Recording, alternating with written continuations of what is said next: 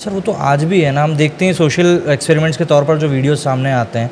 अभी कल ही मैं देख रहा था, उसमें एक बंदा स्ट्रीट पे पूछ रहा था कि आपको एक सरकारी नौकरी वाला चाहिए या एक प्राइवेट नौकरी वाला।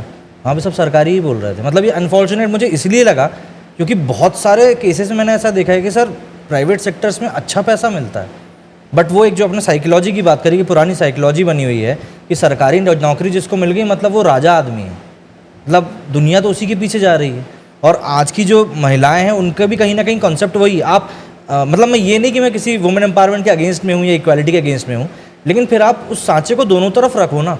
आप इक्वालिटी की बात कर रहे हो तो इक्वालिटी तो फिर हर जगह आनी चाहिए। अगर आप उसको इस तरीके से नहीं लेके चलोगे तो फिर तो आप खुद के लिए एक हिपोक्रेटिक माहौल तैयार कर रहे हो। सही बात कि यहाँ पे मैं कंफर्टेबल हूँ और यहाँ पे मैं नहीं हूँ, यहाँ पे मैं अपने फार्मूला लगाने वाली हूँ और यहाँ मैं नहीं लगाऊंगी। हाँ नमन, और इसके लिए भी हम जो है वो वुमन को जिम्मेदार इसलिए नहीं ठहरा सकते, जैसा कि तुमने भी कहा कि मैन और वुमन दोनों ही अपने तय अपनी तरह से सोशल कॉन्स्पिरेसी का शिकार रहे हैं। अब देखो ना, पहले पहले वुमन के साथ क्या साजिश रची गई कि वुमन को उसकी बॉडी में कैद कर दिया गया, है ना। वो एक शेर है मेरा कि माना अब मिलती नहीं 2 गज़ ज़मीं, लेकिन इसका ये कोई मतलब नहीं जिस्म में अपने ही दफना दो हमें। तो मुझे ऐसा लगता है कि जिस्म में दफना दिया औरत को, तो औरत जो है वो या तो खूबसूरत थी इसलिए कॉन्शियस रहती थी, या खूबसूरत नहीं है इसलिए कॉन्शियस रहती थी। अब सेम साजिश जो है वो सोसाइटी ने मैन के लिए भी रचना शुरू कर दी। तो अब मैन जो है वो अगर हैंडसम नहीं है, मैन अगर खूबसूरत नहीं है, तो कुछ गड़बड़ है। क्योंकि आप ध्यान से देखो, पहले के हीरो जो थे वो देवानंद थे, जो उतने ही दुबले पतले थे और दांतों के बीच में गैप था। लेकिन अब सारे हीरो की बॉडी है, सब एक अब जैसे दिखते सारे हैं। हीरो एक जैसे दिखते हैं। हाँ। अब सारे हीरो जो हैं वो 6 एब्स वाले हैं। तो पॉइंट ये है कि ये सारी जो साजिश है ना, ये साजिश बहुत मैक्रो लेवल पे चलती है, पर माइक्रो लेवल पे ये इंडिविजुअल्स को अफेक्ट कर देती है। और मेरा मानना है इस साजिश के शिकार वुमेन और मैन दोनों हैं।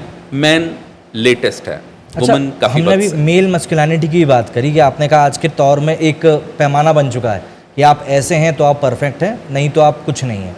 तो क्या वो भी कुछ एक जैसे आपने अचीव कर लिया, वो सेट ऑफ गोल जो सबने बताया है वो आपने अचीव कर लिया, तो एक सर्टेन पॉइंट के बाद तो सर सबका डिक्लाइन आता है। फिर उस पॉइंट पे जाके जो डिप्रेशन अंदर आता है कहीं ना कहीं, वो भी क्या इसी चीज़ से रिलेटेड है? हाँ है ना। आज हम हमारे हीरोज़ को ही देख लेना। आज आप सोच के देखो, शाहरुख खान, आमिर खान और सलमान खान जो हैं वो 60 के नज़दीक पहुँच गए। अब 60 के नज़दीक पहुँच गए, अगले साल सारे ऑलमोस्ट 60 के हो जाएंगे, 1-2 साल में।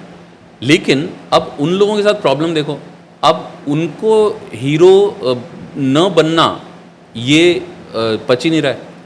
उनको हीरो बने रहने के लिए जो कॉस्ट पे करनी पड़ रही है, वो कॉस्ट अपने आप में बढ़ती जा रही है।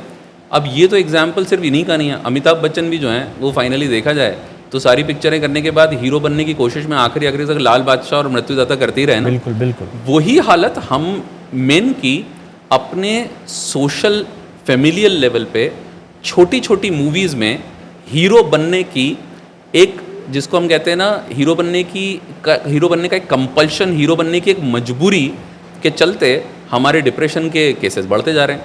क्योंकि आज आप यकीन मानो, आज मेरे पास एक क्लाइंट होगा, एग्जाम्पल लें, अब वो 55 साल की उम्र में वो आज भी अपने 25 साल के बेटे से साइकोलॉजिकली कॉम्पीट कर रहा है।